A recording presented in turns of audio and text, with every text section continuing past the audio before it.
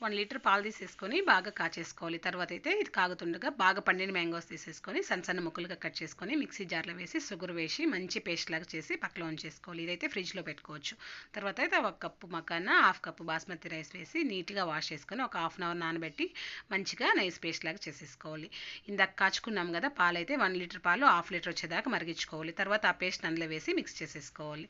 ఫ్రిడ్జ్లో తీసుకున్న mango puree అలాగే కాచుకున్న చల్లార్చి పెట్టుకున్న పాలు మిక్సీ పట్టుకొని ఐస్ మౌల్డ్లో వేసేసుకోవడమే. పైన అయితే గార్నిష్ కోసం బాదం పప్పులు తరుక్కొని వేసేసుకోవాలి. పైన మళ్ళీ కొద్దిగా మ్యాంగో ప్యూరీ వేసేసి ఐస్ స్టిక్స్ పెట్టేసుకోవడమే. మిగిలిన ప్యూరీ అంతా కంటైనర్లో వేసి పైన ట్రిట్టి ఫ్రూటీలు వేసి అలాగే బాదం పప్పు మిక్స్ కొద్దిగా వేసేసుకొనేసి ఓవర్ నైట్ ఫ్రిడ్జ్లో ఉంచేస్తే మార్నింగ్కి మంచి ఐస్ వస్తుంది. అలాగే చూసారా ఎంత చక్కగా వచ్చిందో ఐస్ క్రీమ్ రెండు ఈజీగా చేసేసుకోవచ్చు. నేను ఇక్కడ వాటర్ ఏమీ వేయలేదు, ఒట్టి పాలు మ్యాంగో ప్యూరీతోనే చేశాను. మంచి టేస్ట్ వస్తుంది. బయట షాపుల్లో కొన్ని